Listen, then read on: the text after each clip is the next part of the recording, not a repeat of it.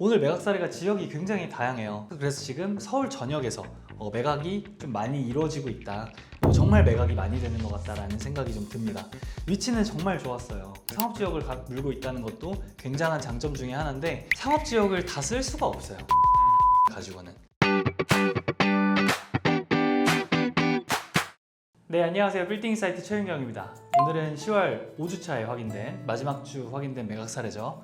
같이 한번 보실 건데요. 오늘은 큰 금액대 거래 사례부터 같이 한번 보도록 하겠습니다. 첫 번째 매각 사례입니다. 서초구 서초동에 위치해 있는 매각 사례고요. 일반 상업 지역에 위치해 있었고 106평 정도 되는 토지였습니다. 1988년도에 준공된 건물이었고요. 그래서 매도인이 명도를 하는 조건이었고 새로 지을 목적으로 매입을 하셨을 걸로 예상이 좀 되고요. 교대역하고 40m 정도 떨어져 있어서 초역세권에 위치해 있는 건물이었습니다. 8m 도로와 6m 도로 코너 도로에 위치해 있는 건물이었고 248억에 거래가 됐습니다. 평당 2억 3천만 원 정도 수준의 거래가 된 사례입니다. 이 옆에 건물도 500억에 거래가 됐어요. 그래서 저번 주에 같이 동시에 확인한 걸로 봐서는 같이 거래가 된 거지 않을까.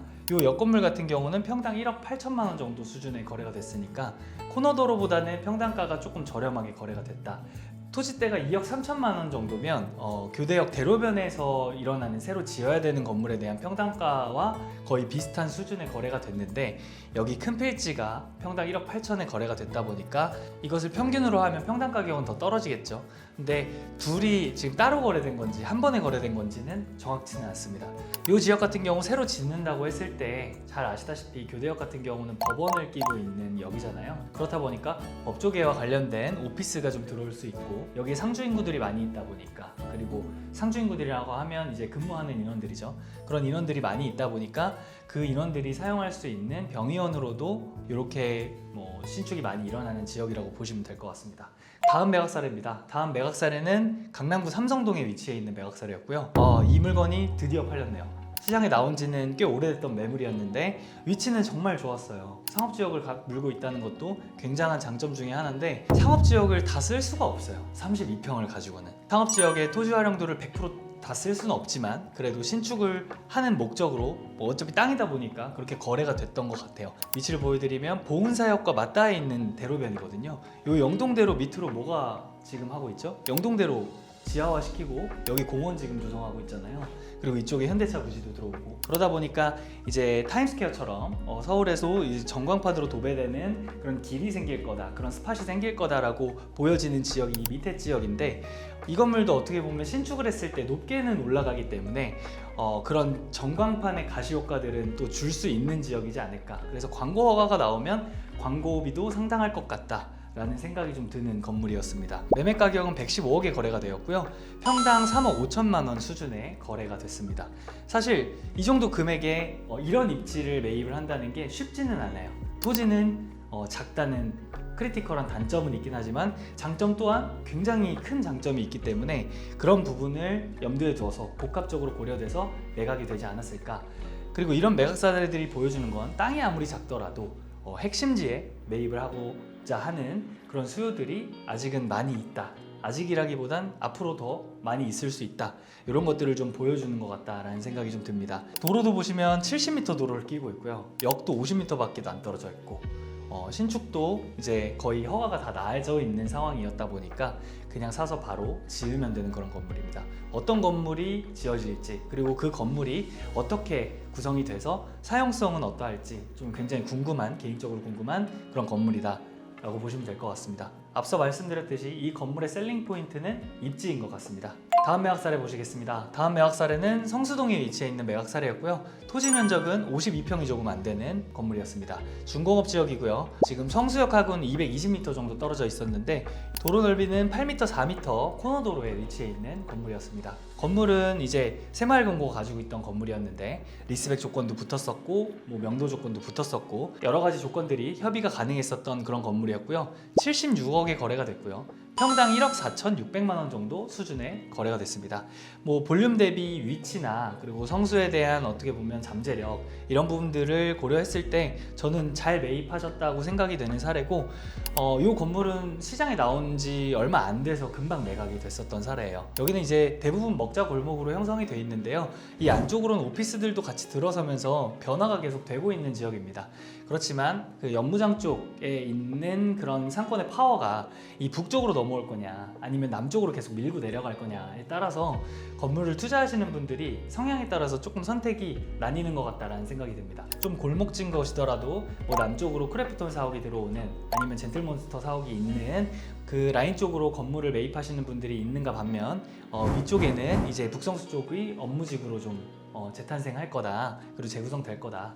성수역에 붙어 있다 보니까 언젠가 이 고가철도도 철거가 되고 그러다 보면은 위쪽으로 상권도 밀고 오지 않겠나 하는 그런 기대감에 매입을 하는 그런 분들도 좀 계시는 것 같습니다. 어쨌든 저는 입지 대비해서 잘 매각된 사례다. 그리고 성수 쪽을 저희가 뭐 브리핑 드리고 중계를 하다 보면 북성수 쪽에 대해서 얘기를 하는 것들이 남쪽에서는 사실 사옥 쓰기가 쉽지는 않잖아요. 사람들이 너무 많고 뭐 주차도 좀 불편하고, 근데 이제 북성수 같은 경우는 그런 유동이 많은 상권 밀집 지역에 쉽게 가깝게 이용을 할 수가 있고, 사옥을 쓰기에도 조금 더 한적해서 이쪽으로 뭔가 이제 쾌적한 환경을 원하시는 분들은 사옥을 쓰실 때 또 매입을 하시는 지역이기도 합니다. 그런 의견들도 좀 많이 듣기는 하는 것 같아요. 네, 다음은 강남구 삼성동에 위치해 있는 매각 사례였습니다.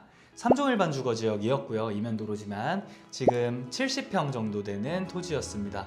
요 매물도 나온 지 굉장히 오래됐었는데 결국에 조금씩 야금야금 깎이더니 70억에 거래가 됐습니다. 평당 딱 1억에 맞춰서 지금 거래가 된 것 같고, 매도인이 명도해주는 조건이었고, 뭐 주택들이 있다 보니까 용도 변경 조건, 주택에서 근생으로 용도 변경하는 조건들도 붙었었던 것 같아요.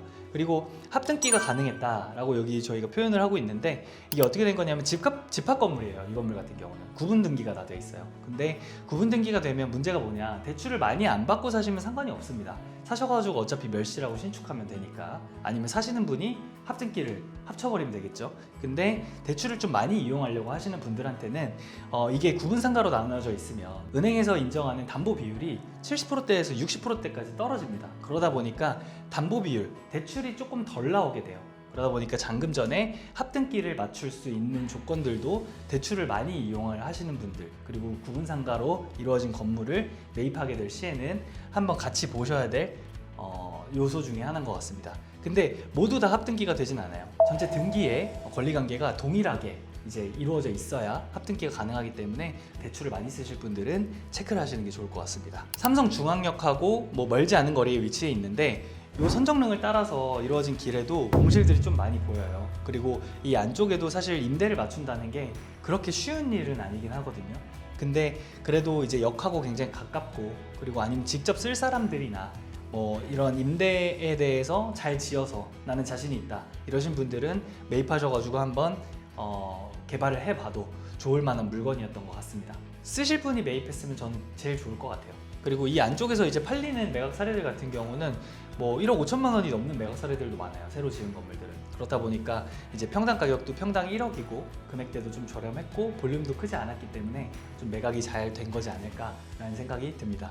다음 매각 사례입니다. 다음 매각 사례는 서초구 잠원동에 위치해 있는 매각 사례였고요. 2종 일반 주거 지역이었습니다. 92년도에 준공된 건물이었는데 2024년에 대수선을 했고요. 지하 1층, 지상 5층으로 이루어져 있습니다. 도로 넓이는 4m 도로에 좁은 도로에 위치해 있는 건물이었고, 신사역하고 470m 정도 떨어져 있는 건물이었습니다. 매가는 63억에 거래가 됐고요. 평당 1억 2천만 원에 지금 거래가 됐고, 수익률이 3% 조금 가까이 나오는 그런 건물입니다. 신사역에서 이제 경부고속도로 쪽으로 붙어 있는 쪽 그 안쪽의 골목에 위치해 있는 건물이었습니다. 여기는 주택가도 아직 많이 있고 오피스들도 조금 들어가고 근생도 들어가지만 주택가가 아직은 조금 더 많이 분포되어 있는 지역이다 라고 보시면 될 것 같고, 수익률이 받쳐졌다 보니까 안정적으로 임대 수익을 받아가면서 운영하실 분이 매입한 것으로 보여집니다. 앞쪽에 막다른 도로긴 하지만 도로가 뚫려 있어서 뭔가 답답하다는 그런 느낌은 조금 벗어날 수 있었던 그런 매각 사례였던 것 같습니다. 이런 것들도 좀 포인트가 매각할 때 되지 않았나 하는 생각이고요. 그리고 그 대수선을 최근에 했다 보니까 컨디션이 그래도 좋은 편일 거예요. 뭐 어떻게 대수선했는지 제가 직접 가보진 않았지만 그래서 그런 부분도 어떻게 보면 매각할 때 한 몫을 했던 것 같습니다. 다음 매각 사례는 연희동에 위치한 매각 사례였습니다. 연희동은 전용 주거 지역이 좀 있는 지역이에요. 85평의 토지였고 용적률은 95%, 지을 수 있는 만큼 다 지은 겁니다. 전용 지역 같은 경우는 100%가 용적률 상한이기 때문에 지하 1층, 지상 2층으로 지어진 건물이었고요. 준공연도는 2004년에 지어졌던 건물이었습니다.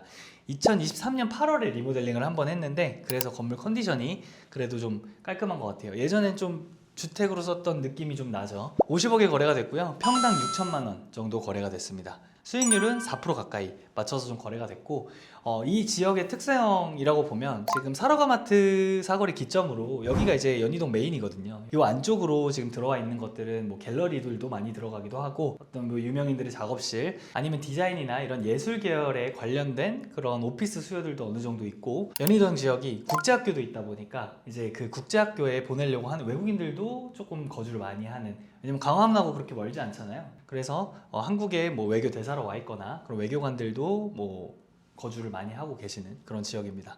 어쨌든 상권은 좋은 지역이지만 평당 가격이 그렇게 막 전용주거 지역이다 보니까 높지는 않다. 근데 요거는 그래도 좀 잘 받으신 것 같다라는 생각이 좀 듭니다.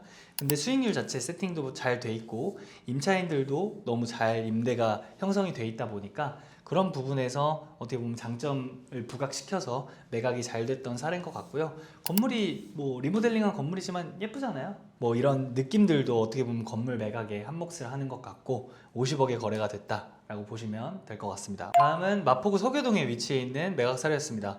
오늘 매각 사례가 지역이 굉장히 다양해요. 그래서 지금 서울 전역에서 매각이 좀 많이 이루어지고 있다. 뭐 정말 매각이 많이 되는 것 같다라는 생각이 좀 듭니다.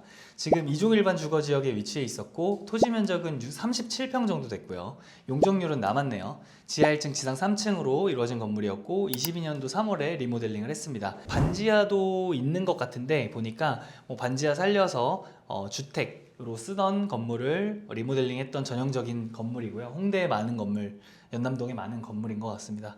지금 홍대 입구역하고는 220m, 굉장히 가깝죠. 도로 넓이는 6m 도로를 끼고 있었고 39억 5천만 원에 거래가 됐습니다. 수익률은 2.8% 정도 나오는 건물이었고 평당 가격은 1억 800만 원 정도 약 수준의 거래가 됐다. 먹자 상권입니다. 대체적으로 뭐 소매점들도 조금 들어가 있지만 먹자 상권이고 뭐 예전에 다복길, 오복길이라고 불렸던 그런 상권인데 여기까지도 지금 같이 활성화가 되는 것 같아요. 홍대는 지금 사람이 정말 많습니다. 그래서 8번 출구, 9번 출구를 기점으로 요 걷고 싶은 거리, 요 차 없는 거리가 굉장히 사람들이 많이 모이는 지역이고 유동이 정말 많은 지역이다 보시면 될 것 같고요. 예전에 홍대 명성을 다시 되찾는 것 같아요. 연남동에서 다시 뺏어오는 듯한 그런 모습을 보여주고 있는 현재 홍대 상권들입니다. 지하가 비어있음에도 한 2.8% 정도 수익률이 나왔으니까 지하까지 채워진다면 3%가 넘어가는 수익률을 볼 수 있는 그런 수익률 개선이 가능한 건물이었고요. 이 건물의 매각 포인트는 작은 금액대에 수익률도 어느 정도 받쳐줄 수 있었고 홍대라는 지금 상권의 그런 활성도도 어느 정도 그 매입에 영향을 미치지 않았나 하는 생각입니다. 이상으로 10월 5주차 마지막 주차에 확인된 매각 사례 보셨는데요. 거래가 정말 많이 일어나고 있습니다. 그래서 쌓여있던 물건들도 지금 소진이 되는 단계고 이런 사이클들이 1년에 몇 번씩 있어요. 근데 그 사이클이 지금 돌고 있는 그런 상황이다 라고 보시면 될 것 같고요. 건물들이 정말 많이 팔려나갑니다. 그래서 건물 보시는 분들 조금 더 집중적으로 보셔도 될 타이밍일 것 같아요. 이번 영상 여기까지 하고요. 11월에 확인된 매각 사례로 다시 한번 찾아뵙도록 하겠습니다. 시청해주셔서 감사합니다.